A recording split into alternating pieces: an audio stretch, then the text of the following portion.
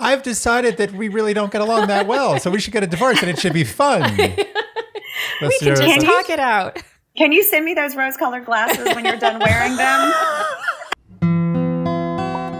Dear Shandy. Welcome back to Dear Shandy, listeners. Hello, Andy. Hello. How are you today? Doing okay. It's Hot Topic Day. Hot.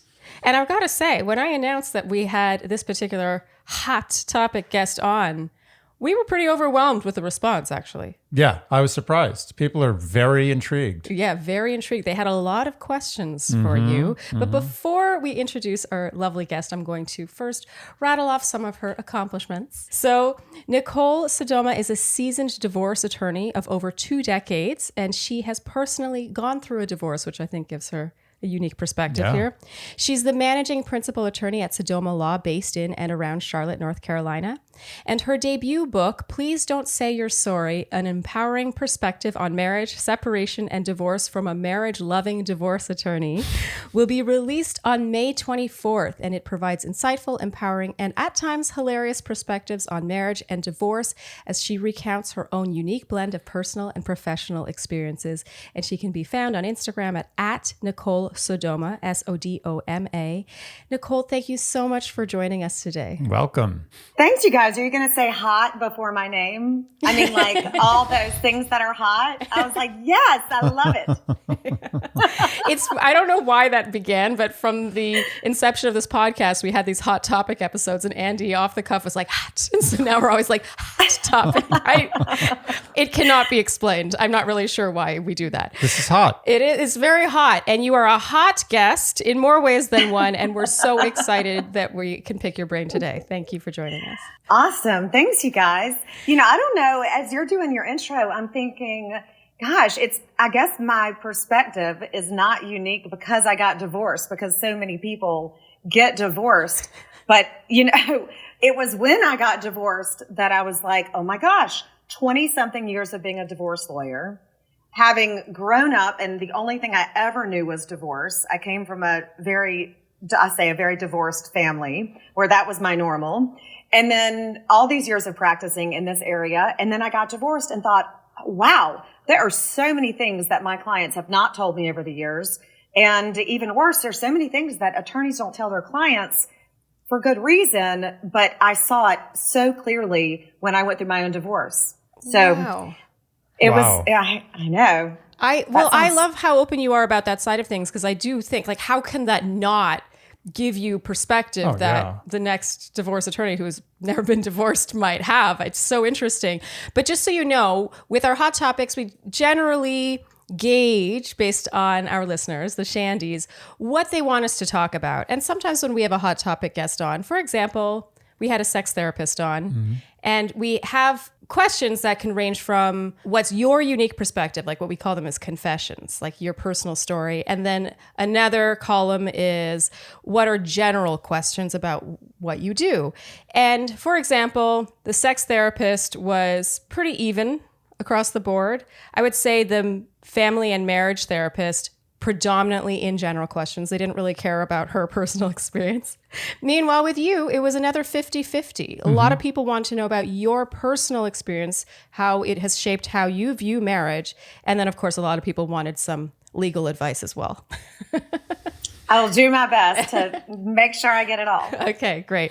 So we're going to start off in the confessions category, just to get to know you a bit. We just want to know, did you always want to be a divorce lawyer, and how you ended up in this field? As a 6-year-old, I want to be a divorce lawyer. Can you imagine? No, when I was 6, I wanted to be a child psychologist. Oh. Because I didn't know what the hell was going on in my house, and I figured that person probably would. And I did not want to be a divorce lawyer. I actually didn't know that I wanted to be a lawyer at all. I went to school to be a doctor. And made a C. I mean, I went through high school in 3 years. I was so ambitious. I wanted to go on to medicine, and I got a C in microbiology. The lady's name was Dr. Morrison. I will never forget it. And I thought, well, no good doctor makes a C in micro. So junior year in college, I switched my major. I took a year off to sell copiers, and then applied to law school. Wow. Because I didn't know what else I was going to do in my life. Wow. And I actually went with the intention of doing something behind the scenes that would relate to like the First Amendment, or I dreamed of being behind the scenes for ESPN,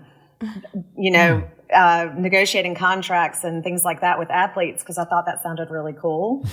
And I grew up with a bunch of brothers, so like they would like me more, I think, if I did something like that.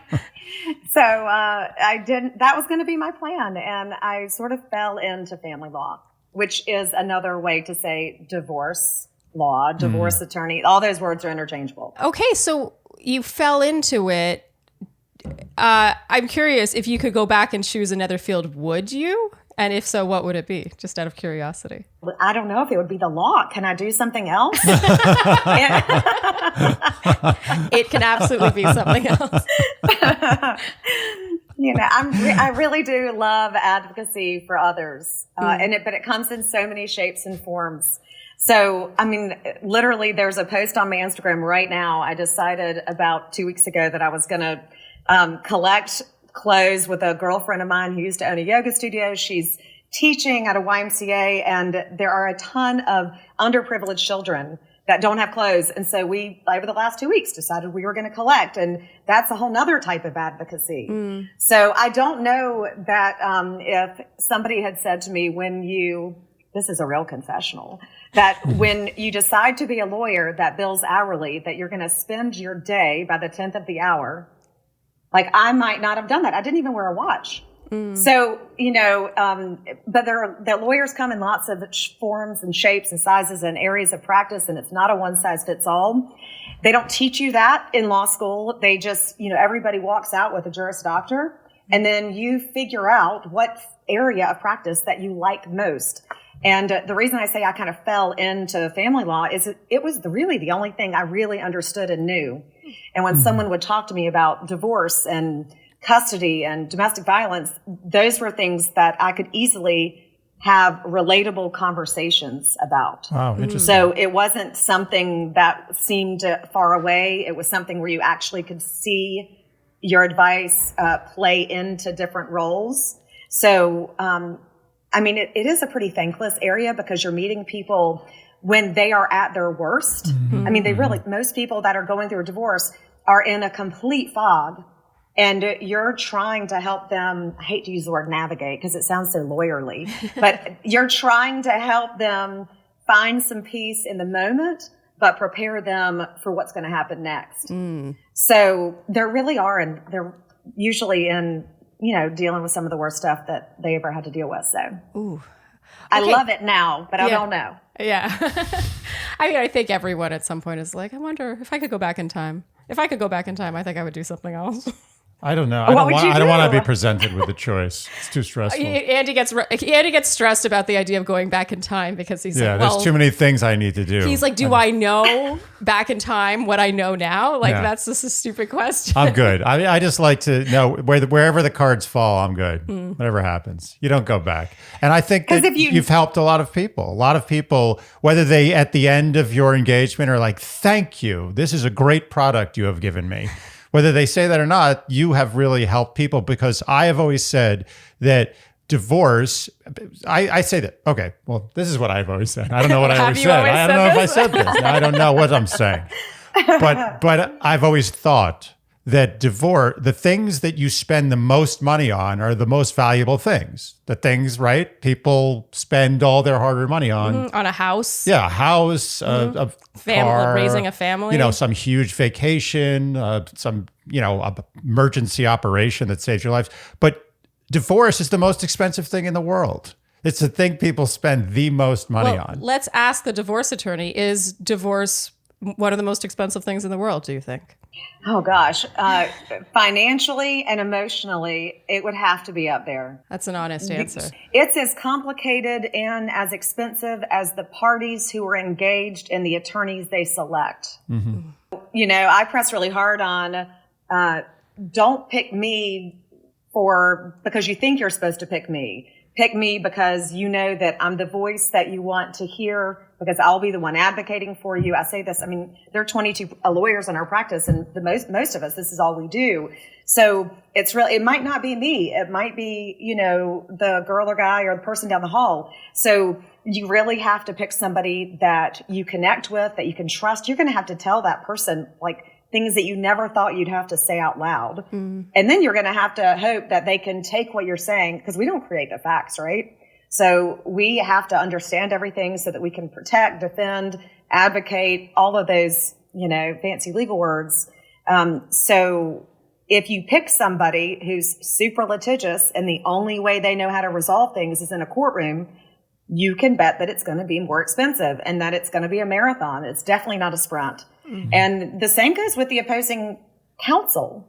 So, if I have somebody come in and we're sitting at the table and I find out that their spouse, soon to be ex-spouse, hired somebody who only knows how to litigate, meaning they don't want to resolve it in other ways, because there are other ways to resolve divorces, that it's going to be more expensive. Somebody who's hiding money, or that you don't know where your bank accounts are or what credit cards exist or passwords. So if you are prepared and I always say, like, get your head out of the sand a little bit and do some work, you're going to reduce your cost, but it's such there's so many different factors that could play into how much and how long. And if you tell somebody, I always say, like, if a lawyer tells you that it's going to be easy or cheap, or they know exactly how much it's going to cost, usually I say you should go in the other direction. Like, pick somebody else. Yeah. Because it's just things you can't predict. But it's not only the legal costs, it's also the actual potential asset loss. I mean, the amount of money that divorces can cost, particularly one party, is staggering. And it must be so good, divorce. It must be so good to be willing to put that much of your wealth into it. I'm not kidding. What do people spend more on? Like Jeff Bezos, what is he ever going to spend more on in his life than that divorce? I'm not saying that he, directed that one. I think that was put upon him for things he may have done, allegedly. But I'm just saying, you are providing a service to give someone the best path forward for the most expensive thing they will ever do. And for that reason, you are a very important person in society, and you should be very happy about what you do, and you should have no regrets. No regrets. I don't. I am all good. And I like that you added in the third facet, because I immediately jumped to legal fees and emotional toll, because those are the things we think of the most, because, the law is what the law is as it relates to, like, how we divide things. So whether it's financial support or the division of assets, but, you're totally right. To me, that's the third and very obvious one, that you're willing to sacrifice everything you've invested and saved. Like you said, the most expensive things you have, and that will soon change. And if, just to further this analogy, if an alien from another planet came to Earth and he did some observation, he would say, let's see, what do they spend the most of this thing on, this thing that they all want? What do they spend the most of it? Oh, they spend on divorce. This divorce must be amazing. I want to experience divorce, and then I want to go back to my planet. That's what would happen. I haven't had any aliens lately, but I hear you. Yes. You'll soon learn that Andy will have an analogy for everything. Yes, I do. So speaking of, you were talking about, I'm going to start going out of order, which I love to do because I love to just go in the direction the conversation takes us. And you mentioned how, having your ducks in a row, not having your head in the sand, and all these things can affect not only how much your divorce will cost, but how long it will take. If you had to say the average length of a divorce from first day to the end, to its being closed, is there an average length of time? This was a question I was asked. No. Wow. It depends on your state. Okay. That's first. It depends on your state. It depends on the site, your state as in, what state you're in. I would say also it depends on your emotional state. And I say it like that because in order to resolve issues, there has to be some sort of disclosure between the two of you, with or without counsel. And so if you're hiding things, no one can provide guidance. So if this just happened to me the other day. I had a client, we got a request to produce documents. Well, if I sit on it or the same thing happens to the other party. If you sit on a document request for 3 months, well, you've just totally changed the timeline. Right. So when I talk about the timeline of divorce, I'm not talking about just the actual legally ending of your marriage, because that in itself is like a punctuation mark. I'm talking about all the things that often go with divorce, how we divide our stuff, whether support is to be paid, whether it's spousal support or child support, and of course the big issue of custody. So when I use the word divorce, I think of all of those things. So if you see, there's a lady near Atlanta, she has a billboard and she's such a sweet looking lady. Like, I don't know. I just think that she should model for sweet clothes or something. I don't know, but she's so gentle looking, and it says simple divorces, and she has some super cheap number. I don't know what she's doing. It's cheaper than the filing fee with the state. Like, oh my God, what are you doing? She is not doing she's not doing the hard stuff. I don't know if she is, but she's not doing the hard stuff, that legally ending your marriage. And each state has a period of time in which you have to be separated. So that goes to the bigger picture. Like, what's the average time? Well, what state are you in? Look at how long you have to be separated before you can be legally divorced. And then also, think outside of the idea of just being unmarried. Think of all the issues that go along with it. That brings me to another question that was asked, actually. If you get married in one state but then proceed to reside in another, are you obeying the divorce laws of the state in which you reside? Yes. Okay. Just curious. Yes. Now, sometimes people will have a prenuptial agreement or a postnuptial agreement, which is basically... it's a similar contract, but you sign it after you're married and before you separate. And that might guide you on what state laws you're to follow when you separate. Okay. So my caveat is in order to, when you get, it is a state you reside. And the caveat is just, are there any contracts that you signed before or during your marriage? Okay. Prenups we will definitely circle back to. Can I ask a quick prenup question just to clear the air on some statistical issues? So I'm a firm believer that a prenup puts you in a much higher percentage category for getting divorced. That's just a feeling I have. So I want to know from you if you could give me a ballpark percentage of the divorces you deal with that have prenups. Ballpark. Just give me ballpark. Very few of them. I am wrong. Very few of them. Wow. I am wrong. Well, and very few of them. It's strange.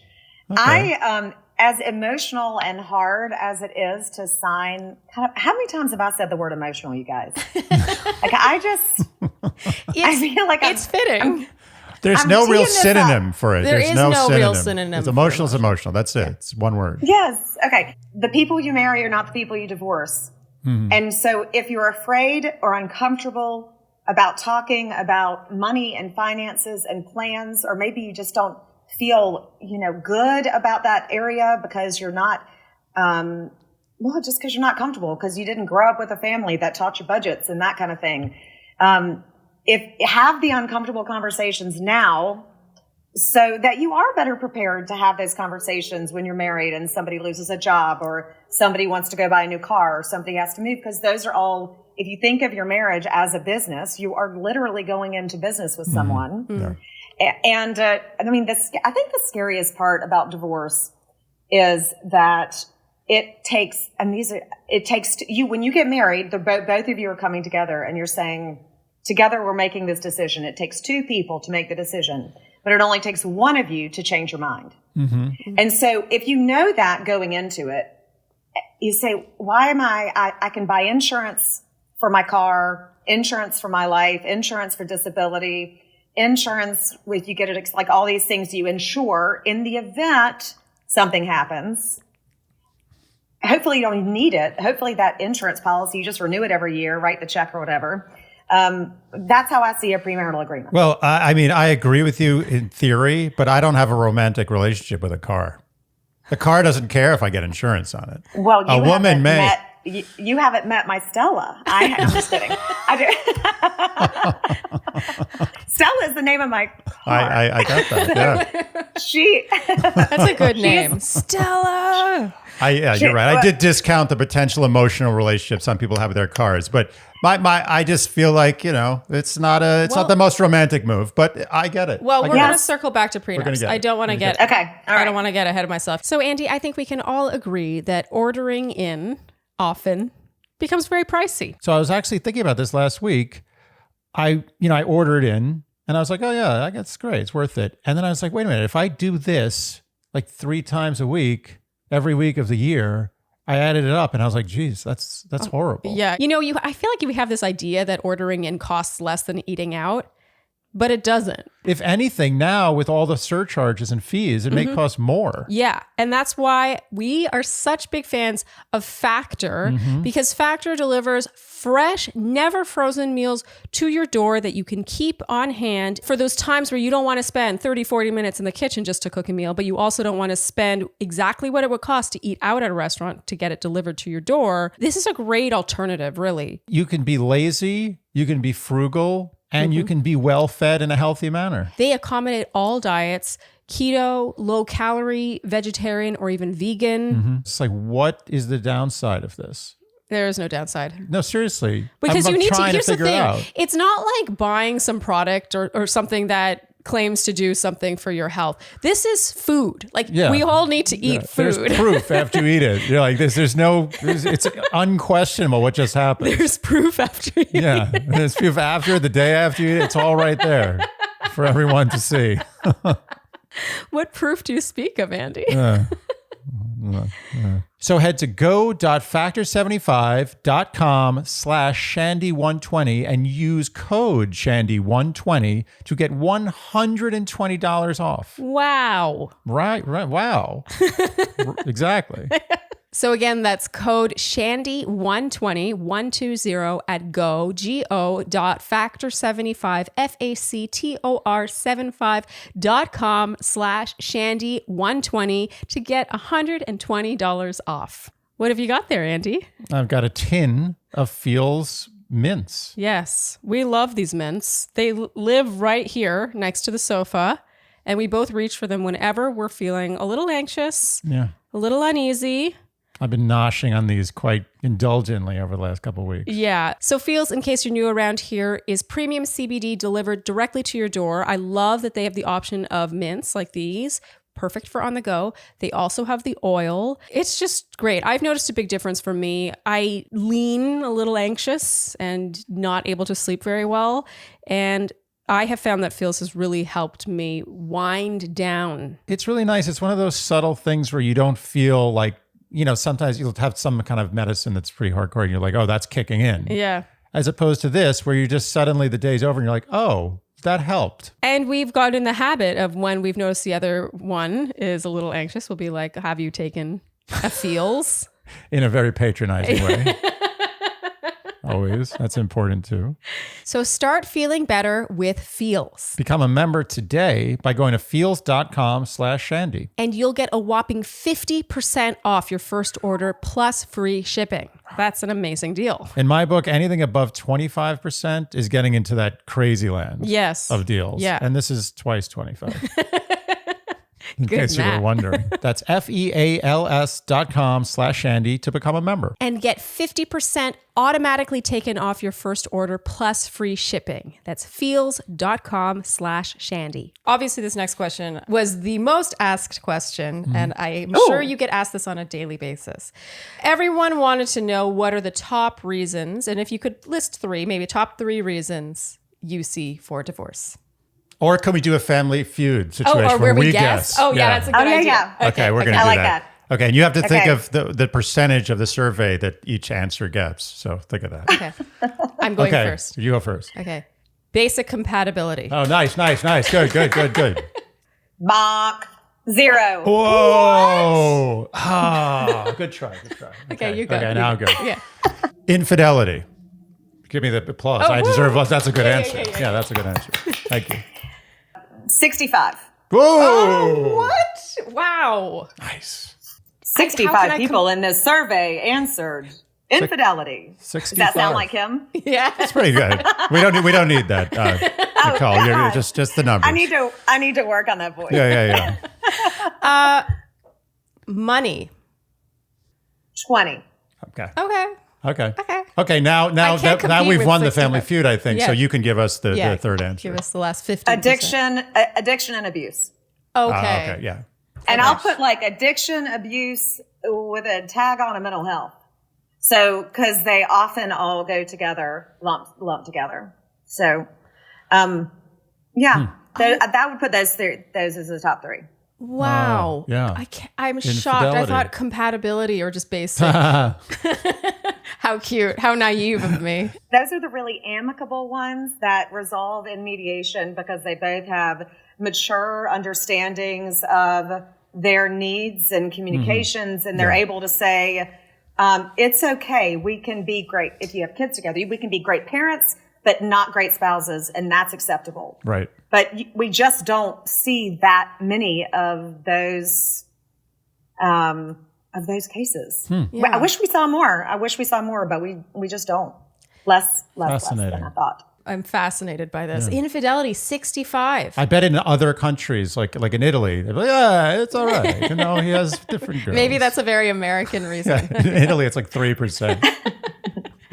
Okay, so I'm curious, what percentage of course, an approximate percentage of the divorces you've handled would you estimate were amicable versus contentious? Because you mentioned amicable. I'm just curious, is there a ratio there? So I guess we would have to, this is going to sound such like a lawyer. I guess we'd have to define the word amicable. So when you say amicable, I immediately jump to okay, well, how do we define amicable? Because if we're Clinton, right? I mean, it's all in how you define the word, right? Do y'all remember that? I mean, that was, okay, just checking. That was a hit with him. So, in true lawyer fashion, we have to look at the definition of amicable because a lot of cases do not make it to the courtroom. And I would call those cases amicable because they don't put themselves in a position for somebody that they don't know to make a decision about their future, their kids. So amicable is when you can resolve it out of court. You might be aggressive, you might be assertive in your position, but staying out of court is, to me, an amicable resolution. It's not perfect, but if you're using a mediator or an arbitrator or resolving small issues along the way and leaving the big stuff for the people that can help you through it, I call that amicable because when you separate, you are no longer rooting for us. You're rooting for you, children, pets, things, future, but it doesn't necessarily include the other person. It becomes you versus them. Yeah. So let's say you define amicable that way. What percentage of them do you think are amicable? Half. Okay. I would probably say half. In fact, remember how I said there are a bunch of issues that go inside the idea of divorce? Mm-hmm. So the division of property in my state does not make it to the courtroom very often. Most of those cases settle.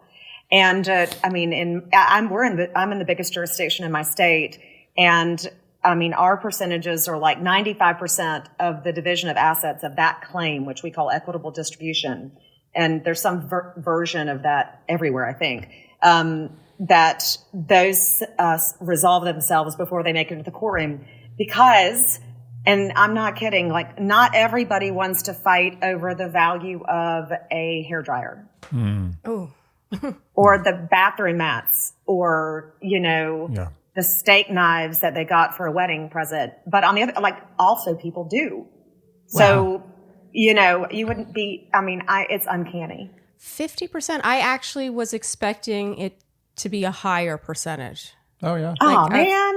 Yeah, personally. Yeah, I don't know. I was expecting it to be 80%. It's amicable. Settled. Yeah. Oh, really? It never makes it to the courtroom. The courtroom just very seems rosy outlook on I know. divorce. That's what I'm learning about myself here is that I'm it's incompatibility. Yeah. It's I've decided that we really don't get along that well, so we should get a divorce and it should be fun. We can just talk it out. Can you send me those rose-colored glasses when you're done wearing them? Yeah, I don't know how valuable they are, honestly. Okay, so next question. It's a two-parter. Okay. A is, what's the most common thing that couples fight over in a divorce? Like if you had to distill it down to one thing, I'm sure there's a long list. And then B is, what has been the most surprising thing or shocking thing to you that you've seen a couple fight over? The most shocking thing, I think it mostly surprises me that people will fight over things that don't mean anything. Like they will fight over hair dryers or worn down bicycles or plants. I mean, in some cases, if you can't agree on the value of those items, you can like auction for them. Like have a person, like, what are you willing to pay? So you guys can try this. So like pick a pillow behind you and you want that pillow. And I don't know where you got the pillow from, but let's say it's marital and you both are entitled to that pillow. You're not going to cut the pillow in half with a pair of scissors. So who's going to get the pillow? How much did you pay for it? That's not going to be the value. So let's say you paid $30 for the pillow. If you're going to sell it at a yard sale, I really want the pillow. So I'm going to say that I could get $3 at the yard sale. Well, you might say, no way, I can sell that pillow for $12 at a yard sale. Well, how bad do you want the pillow? You're going to buy it for $12? And then that is really what happens. Wow. Jeez, Louise. If people can't resolve, and we call them like tangible items, like the stuff, that surprises me the most. And maybe it's because I'm not emotionally attached to a lot of stuff. Except Stella. Stella. Come on, Stella. She got her groove back. You get it now? Yeah. I get it. I'm now looking around the apartment I trying know to what decide. pillow I would take. I mean, there's no question. There's a clear winner there. The polka dot. Yeah, definitely. Yeah, well, I would happily give that pillow I would pay to you. $5 for Even that though pillow. I did buy that pillow from an Anthropology for sale. about $30. Yeah, but it was discounted and you never would have found that pillow if it weren't for I will me. pay $5 for that pillow. Will you pay more than that? No, you can have the pillow. All right, see, that was easy. I don't want the pillow. So easy. But so you guys did a great job at that. Thank you. I'm so proud of you. We're very good at conflict resolution. Thank you. Good. Okay, so I think you could model behavior. So what is the most common thing then you would say that you see people fight over? I'm assuming property. Oh no, probably kids. Oh yeah, Kids. Andy has a funny question about this. I do have it's funny, but also it's a real question. I was just wondering, like, they always talk about divorces being so heated over the custody. Like, right. So they're fighting like to the death. There's even like, sometimes you even hear about people getting murdered over this stuff. Is there ever a case where, both parents are kind of just like, you can have the kids? Does that never happen? Yes. No, that happens. Oh, wow. Oh my God. I was laughing because I assumed that was a ridiculous question. No, I didn't think it was ridiculous. But first of all, like, there are just people who don't love kids. I mean, that's just life. But you also associate the kids with a divorce too in some cases, where you just wanted to like extricate yourself completely from that whole situation. I would imagine. Have you found that? I would imagine. Well, I'd say first, like, think about the age of the kids, right? Mm-hmm. And a lot of times, how much do the kids know, and what kind of impact or what is being communicated by one parent to the kids that's not being communicated by there's so many, many levels of this. Oh my gosh. But on occasion, you will have two people who just say, like, whatever you want, no, whatever you want, no, whatever, like, they just need a break. Nah, you go ahead. No, really, it's fine. Oh, no, really, no, please. Now, I have not had that case before. All my clients are perfect. I'm just kidding. I mean, we all have our level of dysfunction, but I have heard of that through mediators who were sharing, in education courses. And I'm also, not every state has this, but I'm a parenting coordinator. And a parenting coordinator is a neutral. I'm just throwing this in, you guys. I'm sorry. It's a really unique circumstance where you have a person who is certified to help parents reduce conflict. Ooh. Certified. It's loose, right? But I have to take a series of courses, and it gives me tips on how to reduce conflict between parents who are in high conflict custody cases. Oh, wow. And so I act like a neutral. And so you get to see, it's kind of cool because you get to see both parents' perspective, but the only thing you're after is making sure that what is in the children's best interest happens. Gotcha. And whatever behavior each of the parents throws at you or throws at the kids, you actually have, a direct access to the courtroom so you can say to the judge in a really neutral way, like, this is what I'm observing. Because people forget, and the reason that kids, I think too, it's such a high conflict situation is because you go to the courtroom, it's not like you're there for a week to talk about what happened when someone was 3 years old. It's, you get a finite amount of time to present what you have to a judge, and then the judge has to make a decision. So what feels like what you're waiting on this day in court, if you have this really high conflict thing, it might not really feel like a day in court. And I talk about that a lot in the book because I had a doc once. I represented this doctor, and we were in the courtroom, and we won, and we walked out, and this man walked up to me and he said, "Hey, Miss Sodoma, can I get your business card? I just heard you argue."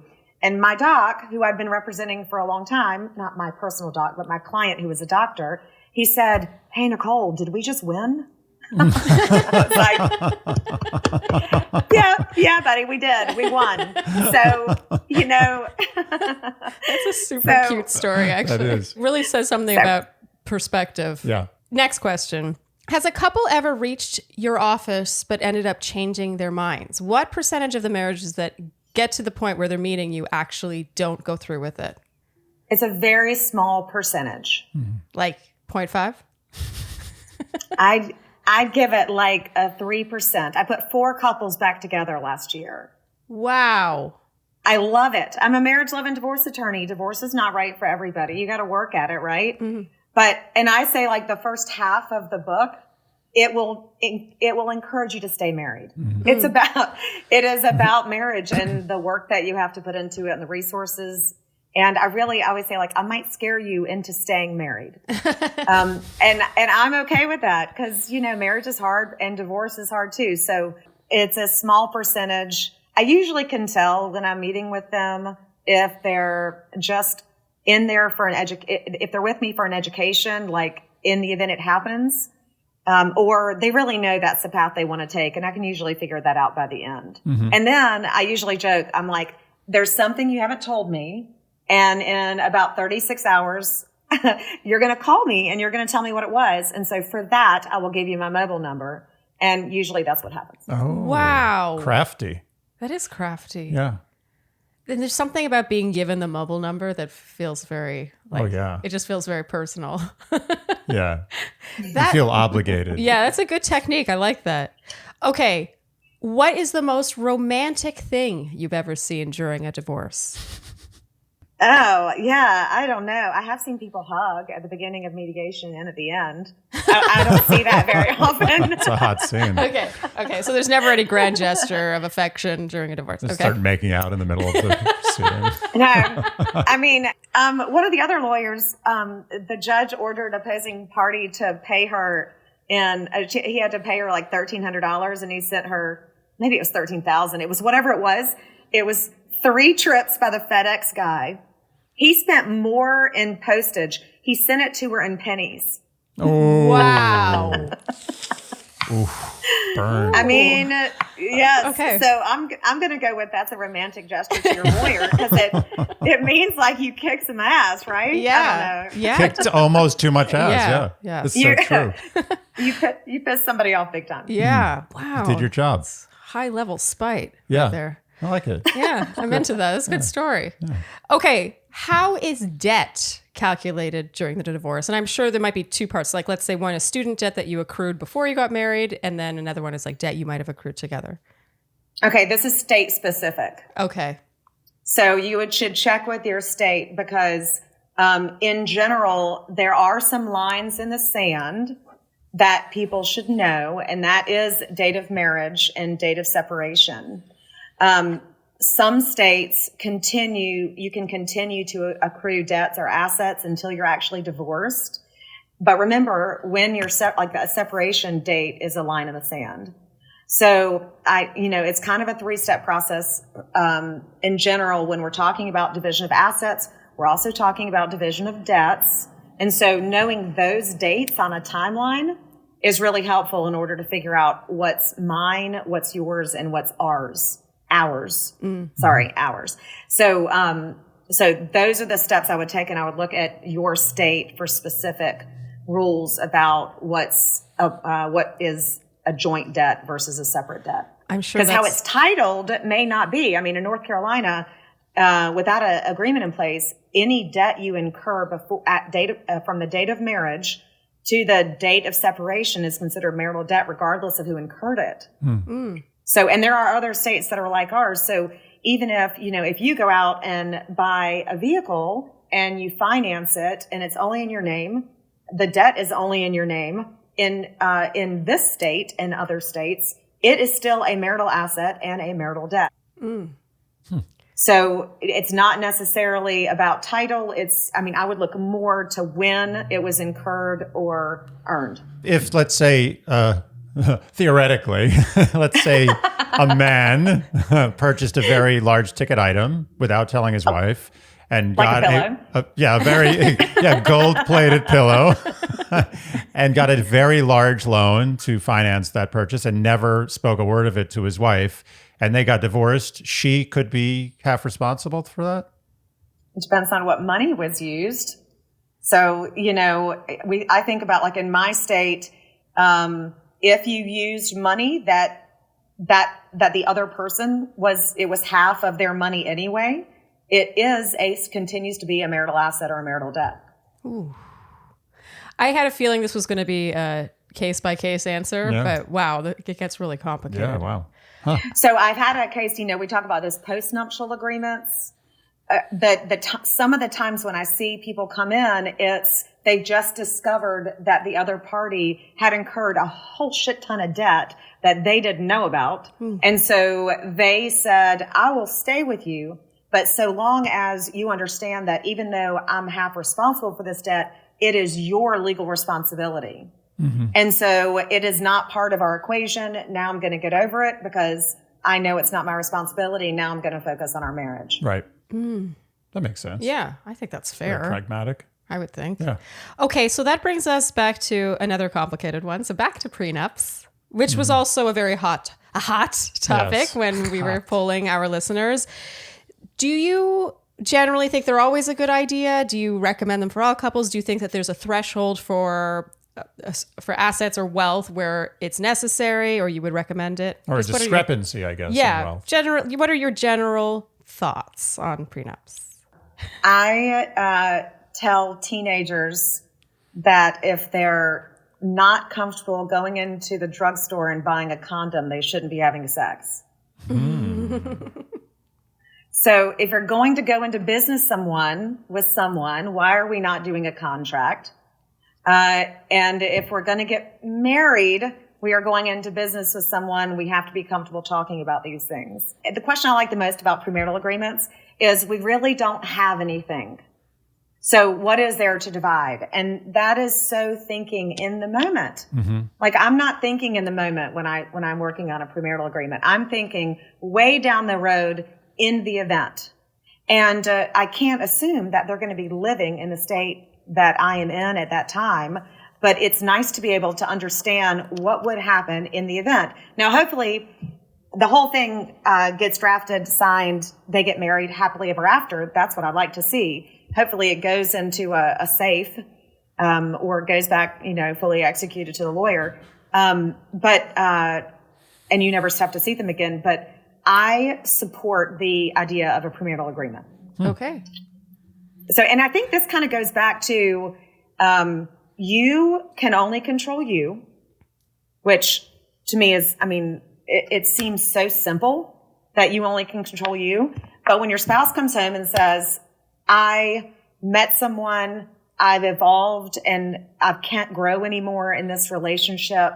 I mean, I just don't want to be married anymore. You have no choice in that. You can't agree or disagree. And once that starts, you have to be prepared for what that looks like on the other side. And it might not be your choice. So, it's a little bit of control, not a lot, but it's a little bit of control in your partnership. I hear what you're saying, but when I went into marriage, and this is a testament to how wonderful my wife is. I hear what you're saying. Yeah, but I'm going to dismiss everything you just said.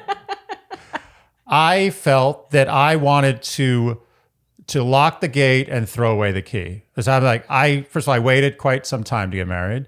And I said to myself, I'm not going to F this up. And even if I have the slightest bit of an out, I know that I'll have that option to be like, well, I could F this up and I have that out. I didn't even want it. I want it to be locked. The gate is locked. It's never being opened. I don't have a blowtorch. I don't have a key. I got nothing. And that's just the way I feel people should go into marriage. Not because that's the way people should go into marriage, but that's the way people should think about marriage. They shouldn't go into marriage. It's like, hey, we had great sex. We had a good vacation. I like you. Let's get married. No, you have to say this is forever and there's no out. And that's my belief.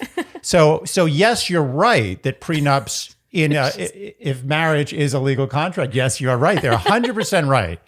But if people had more mature and pragmatic and emotionally connected decision-making processes in getting married, I think prenups would not be something that you would need. Just my soapbox. I would love to hear the experts. I would also love to hear that too. The rebuttal, please, ma'am. I love the way you think about marriage. And since I'm a marriage-loving divorce attorney, it brings me much joy to hear you talk about marriage and love. And in my confessions, I would have to say that I was probably the least likely person to ever think about getting divorced. I don't know. I mean, I grew up with all of this turmoil and chaos and divorce and blended families. And oh my gosh, my normal was so not normal. But I learned from all that. And oh my gosh, the things I've heard from clients over the years, I've learned so many lessons from them. I mean, they've taught me more than I've taught them, I'm guessing.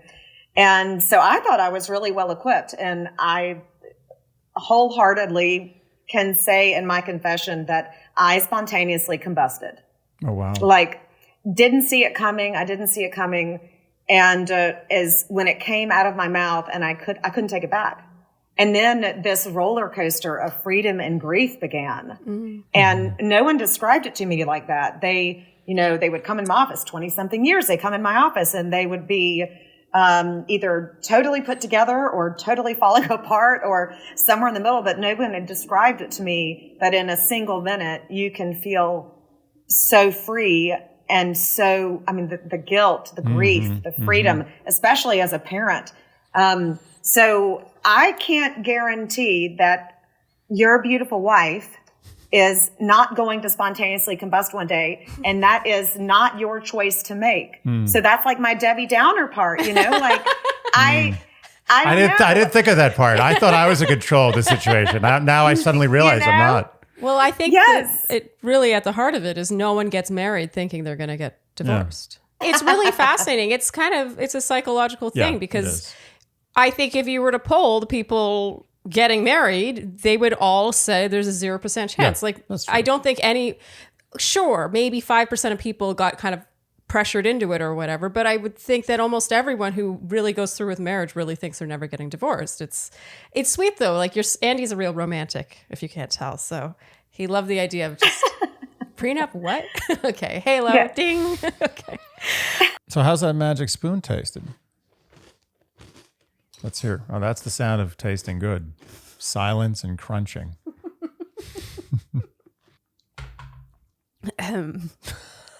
So to me, Magic Spoon is childhood in a bowl, but guilt-free. I agree. Who doesn't remember the joy of sugared cereals as a child. Yes. I mean, I used to dream about them. I know. I literally did. I used to want to go grocery shopping with my mom simply so I could try and finagle a box. Oh my God, so did I. Yeah. That probably wasn't that uncommon, actually. No, I'm sure so many kids did that. Like, Mommy, let's look in the cereal aisle. It's one of the first times as a child you learned about the squeaky wheel theory. So Magic Spoon is a magnificent invention. Basically, you get that same taste of childhood. And when I say same taste, I mean it is exactly the same. It smells the same, too. It smells the same. It tastes the same. The texture's the same, but without the guilt. So while you display those adorable boxes, Andy, I'm going to read some stats for our Shandies. 0 grams of sugar, 13 to 14 grams of protein, and only 4 net grams of carbs in each serving. Only 140 calories per serving. It's keto-friendly, gluten-free, grain-free, soy-free, and low-carb. Plus, you can build your own box. And they've got games on the back. Andy loves to point out the games on the back. They're good games, too. There's for adults. Plus, you can build your own box. And the flavors to choose from are cocoa, fruity, frosted, peanut butter, blueberry, cinnamon, cookies and cream, and maple waffle. And fruity tastes exactly like... Toot Roops. Meanwhile, cocoa tastes exactly like... Fofo Ruffs. Fofo Ruffs. So go to magicspoon.com/Shandy to grab a custom bundle of cereal. And be sure to use our promo code Shandy to save $5 off your order. And Magic Spoon is so confident in their product that it's backed by a 100% happiness guarantee. So if you don't like it for any reason, they'll refund you your money, no questions asked. So remember, get your next delicious bowl of guilt-free cereal at magicspoon.com/Shandy. And use that code Shandy to save $5 off your order. And we thank Magic Spoon for sponsoring the podcast. So Andy, we're finally home for a while, not on the road for a minute. And we know what that means. I'm sleeping soft and dry. Of course, we are talking about our Cozy Earth bed sheets. Also, your lounge pants that you wear 24/7. It's getting gross. It is getting gross. I always have to encourage you when we're doing laundry. I'm like, how about your Cozy Earth lounge pants? Well, the funny thing is the reason I often don't want to give it to you when you're doing laundry is because I don't want to not be wearing it while you're doing laundry. I think it might be how messed up time for a second pair. Yeah. Yes. So Cozy Earth products are made from viscose from bamboo. Their sheets are insanely soft and cooling, which has really helped with your night sweats that we've talked about before. That everyone now knows about. Everyone now knows about. And there are loungewear too, viscose from bamboo. It's so soft, squishy soft. Also, can we talk about how it's more sustainable? And can we also talk for a second about the strangeness of how bamboo, like the hardest known substance that grows out of the earth, also makes the softest sheets and loungewear? It blows my mind. It defies logic. It's upsettingly contradictory. And they even offer 100-night sleep trial. Crazy. So you can sleep on Cozy Earth sheets for 100 nights. And if you decide that they're not for you for any reason, you can actually send them back. I mean, it's bordering on ridiculous. Yeah. So our audience can save 35% on Cozy Earth. But hurry, this offer ends soon. Don't wait. Go to CozyEarth.com and enter our code Shandy to save a whopping 35%. That's CozyEarth.com, promo code Shandy. CozyEarth.com. So that brings me to my next question. And this was pretty frequently asked too.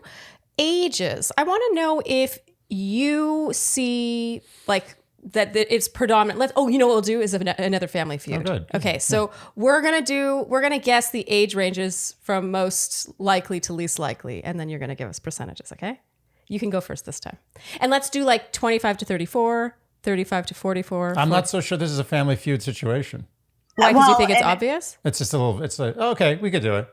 It's a little. Well, I was gonna say, more than the people's age, the length of the marriage is what I often look at more than, because people are getting married at all different ages now. It's not like, we had that trend for a while where people were getting married right out of school. Mm-hmm. And then, in my generation, people were getting married later. So, but I will tell you that 10 to 13 years is pretty hot. Really? Yeah, 10. Let's go 11 to 14. That little window, I don't see very many 7-year itches. Wow, Andy. We just hit 8. Well, no, we've had 8 years of knowing each other, 7 years of marriage. That means we got a look on the horizon here. We're not even really, we're right at the 7-year itch. Yeah, we're at the point where it's like a joke. She's like 7-year itch. I never we're amateurs. Yeah, we were all proud of ourselves. I'm sitting here on my soapbox saying, I don't need a prenup. Meanwhile, I'm going to be like in a cardboard box in like 3 years, according to her. Well, I listed some of my favorite resources for keeping a healthy marriage in the book. Okay.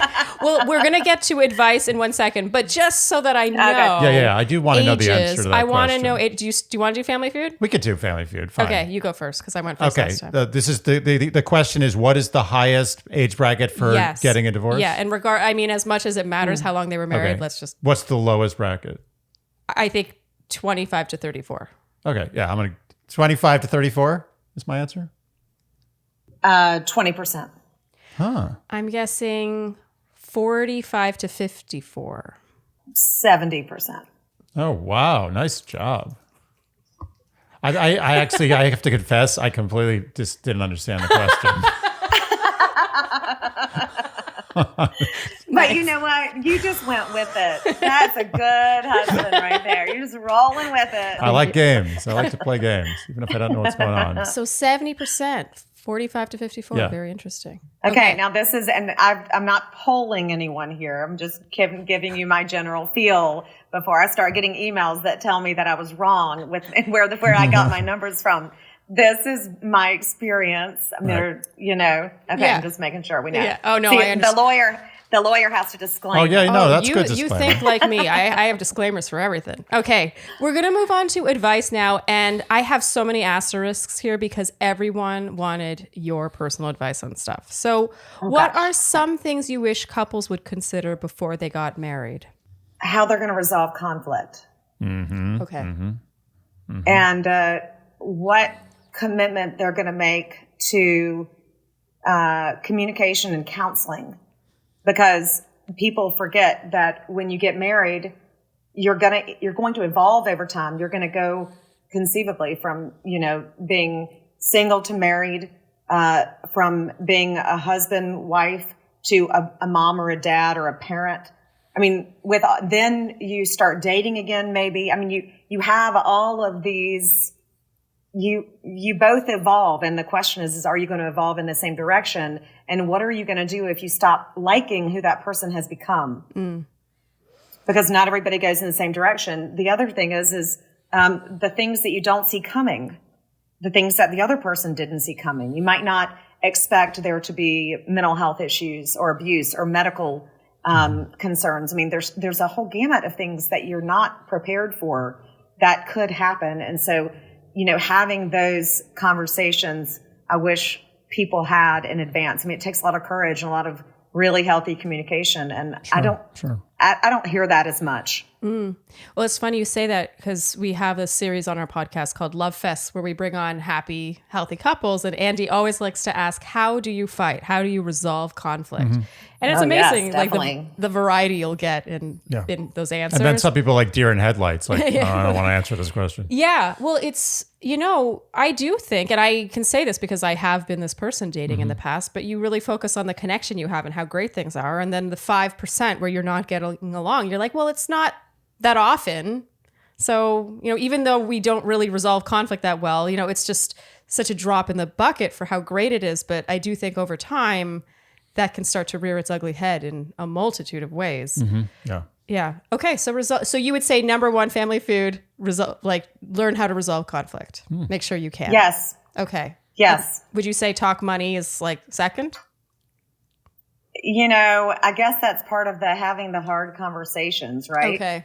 They're under the same umbrella. So, yes, I think that's under the same umbrella. If you think about if people went into marriage understanding that there is going to be this partnership, it's all that communication, having the hard conversation. I mean, there are some, when I have a consult, I'll ask a series of questions, and if the answers are, I don't know, I mean, I immediately think, okay, well, it's going to be a lot of work. It's going to be it's going to be hard to work through what's getting ready to happen. And there's just some things we could avoid. So, okay. So that brings me to my next question. And actually this one came up a lot. Let's say, you want to separate, it's time for a divorce. This is something you want. How do you get your ducks in a row? What are the best first steps? Oh, actually, I want to just do I want to have a personal question for you on this one. Okay, this isn't a funny question. I'm serious. Did you represent yourself in your divorce? I'm a terrible client. Okay.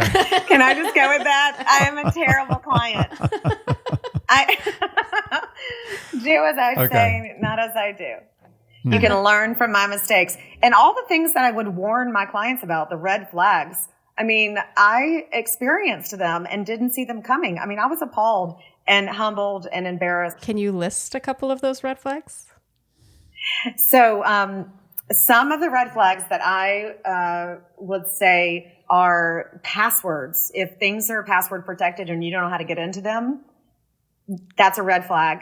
Mm-hmm. If you don't have like a shared account where all the passwords, like you need to know, especially if something were to happen to your partner, knowing where that is, where all your bank accounts are, what credit cards exist.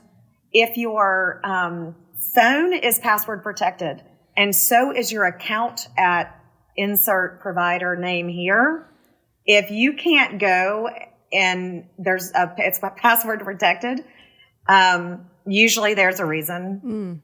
Wow. I know. I mean, and I feel like I'm such the bearer of bad news when I ask those questions, and when half or more are inaccessible, no communication. Like usually, I can tell that there's either not a lot of trust that exists between the two, or there's something that the other person doesn't want that person to know about. Ooh.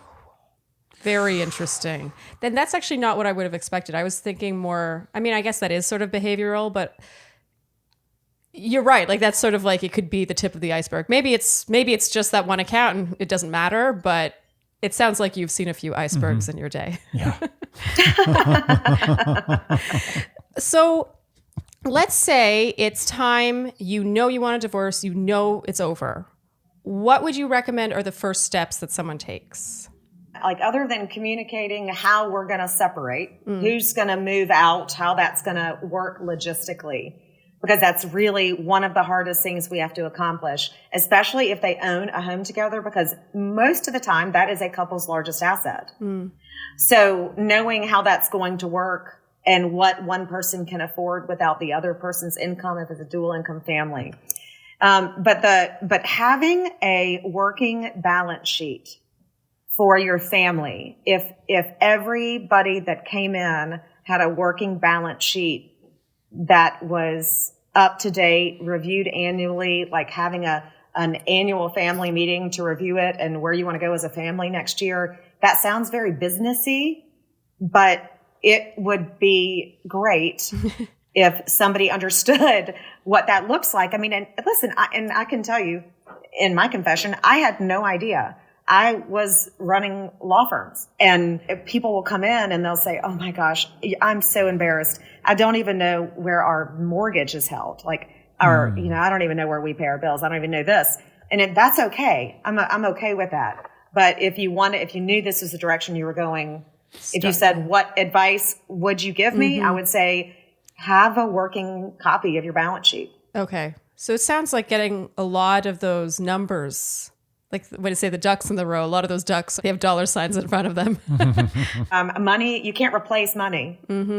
So, focus on the things that are important to you. But I don't like the idea of someone having financial leverage over the other person, because on top of all of these changes, you want to know that you're safe and stable and that you're able to take care of yourself and anybody you're responsible for. So that financial leverage changes things. Absolutely. And so that is something that you should be able to have a little control over. You can't control so much of it, but that, having some knowledge on that will save some of the struggle. It's funny you say balance sheet. It really ties back to what you said at the beginning about it being you're going into business together. If you did have a business, would you not have that sheet? I assume you would. Can you also, if that's the case, should you like get investment rounds? Should you raise money for your marriage? Okay, so I have 2 final questions for you, and then we're going to let you go. What is something you wish people going through a divorce or who are considering divorce knew? Is there something you would tell them, like, to make it easier or to give them the, leverage or whatever? I would tell them to give themselves a day off from divorce. To give themselves, that was some of the best advice I got was when you start in that process of knowing that this partnership that you thought was going to last forever is now not going to last forever. There's a really good chance that you're going to be in that fog. So, there are a lot of things you're going to forget. So the 2 things, I usually recommend, is keeping a journal, writing down things that you don't think are important, and then, or creating an email address that is just for this, sending yourself emails. And then when all of it's over, dump the email account. Like you don't need it. So, put all of that in one place. Especially your lawyer will love that. If you end up needing a lawyer, you just send everything to this same account. It doesn't mix up with your work email or your home email. So having everything in one spot, it brings a little bit more sanity. And then also giving yourself a day off from divorce. So, being really intentional about how that process is going to look and being okay with letting yourself have a day off. Okay. Because it feels like a full-time job sometimes when you're going through it. Yeah. It sounds like compartmentalize it as best you can. Easier for some than others. I'm sure. Yeah. Okay. Yes. Finally, Nicole, is marriage worth the risk? After all you've seen, what are your personal thoughts? You've said several times you're a marriage-loving divorce attorney, so I assume the answer is yes? Yes. Of course it is. Oh, it's a companionship and, oh gosh, there's so many things that are great about marriage. So yes. Okay. It is worth the risk. Did you break back in? Are you back in the marriage? Yeah. Camp? What day is it, you guys?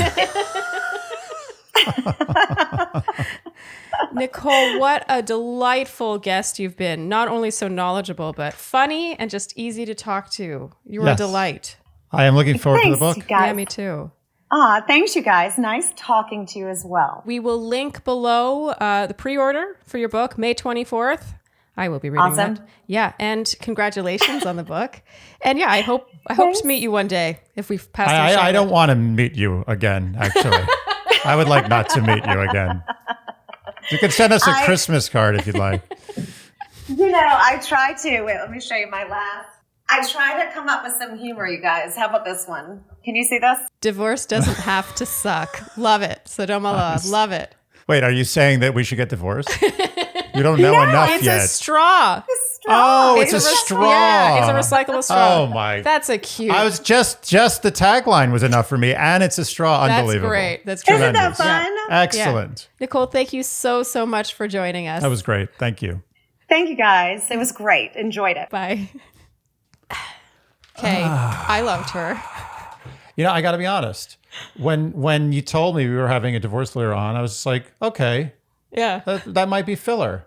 Oh, really? Yeah, but so I was just thinking, I wasn't thinking about it. I was just like, oh, that sounds, and now I realize it's a great guest to have on. Why didn't we do this earlier? Well, it's funny you say that because the second this came across our desk and I had already been like stewing over it, I was like, oh, yes. And then we put out the poll on Instagram for questions, and I was like, oh my God, like I don't know if we've ever had a response this active to a hot topic. There you go. Questions. People love divorce. And you were surprised for some reason, but I wasn't. I thought you'd get like 5 questions. I want to know, what was your thought process? Why did you not think this would be interesting? I just assume that unless you're going through a divorce or like right about to pull the trigger on a divorce, this is not a topic you kind of want to put blinders on. You're just like, I don't want to talk about divorce. I want to talk about how do I find the guy who I texted 18 times and he never responded, but he seemed to like me that first night. That's the question I expect. I don't expect people to care about divorce. Well, I think we touched on in this episode why people are so interested, and it's because no one getting married thinks they're getting divorced, else they would not get married. That's right. So she has just seen things that the layperson just dating out in the world, it probably doesn't even occur to them. I thought it was so interesting, her red flag being if there's something password protected, because, you know, when we're talking about dating and stuff, it's like, oh, respect each other's privacy, like you have your independence, blah, blah, blah. But really, the theme of this was really you go into business with the person you're marrying, a sort of business, and you have... we actually are in business in more on ways. Top of business. Yeah. And it's true. It's like if someone has some secret thing off to the side, you know, it could mean nothing. It could be nothing at all, but it could also be, like she said, a red flag, maybe that tip of the iceberg. And so it's just very interesting. Things that I'm not sure I would have predicted that would have been the red flag she talked about, to be honest. Yeah, I would have thought red flag would be more like, oh, he comes home late after work. There's like other women's panties lying around the house randomly. Yeah, that's a big red flag, especially if they're red. There's like red lipstick on his work shirt. Comes home smelling like Obsession number 5. Obsession. Is that still a perfume? I don't even know anything. You just blended 2, but 2 very famous ones. Oh, number 5, Chanel number 5, and Obsession. Yeah, and it's just Obsession. The merger would be Obsession number 5. I like it. I'm going to pitch that. Oh, wow, she was great. She's great. That's what you want. That's what you want. Any other surprises for you? For me, actually, one was that she felt the number of years that you'd been together, the highest she'd seen was like 11 to 13, 11 You know, 14. to be full disclosure, I had heard that statistic before from a reputable source. So I kind of knew that was around the danger zone. Okay. I was thinking that the question was, at what age is it that you get married that's the most likely to end up being divorced? Oh, that's what I thought the question was. So I screwed that up. Oh, we didn't ask that one. No. But I know the answer to that. That's why when you said Family Feud, I was like, everyone knows it's going to be the youngest bracket. Why are we doing that? Yeah, well, maybe. Not like how many 60-year-old people who get married at that age are going to get divorced in like 10 years? That's true. But apparently, and I did have a little bit of backstory with my Family Feud answer to the question that was actually being asked, because I did not misunderstand my own question. You did good. You did good. Was that it's more common than ever now that people in their 50s and up are filing for divorce. Yeah, it's interesting. I was reading about some famous celebrity couple who's getting divorced in their 80s, and I'm just like thinking, like, you must really, really, really, really want to just not be married. That's an incredible decision to make. Well, I actually really love it because I think it shows a certain lust for life. You're right. It shows that you haven't given up. You're not going to stay in something just because you're 80. You're right. Yeah. You want to live the rest of your life like with opportunity, with possibility. Yeah. That's such a good way of looking at it. I was looking at it a very dark and horrible way. Would you like to try on my rose-colored glasses? Who knew? You know, I don't consider...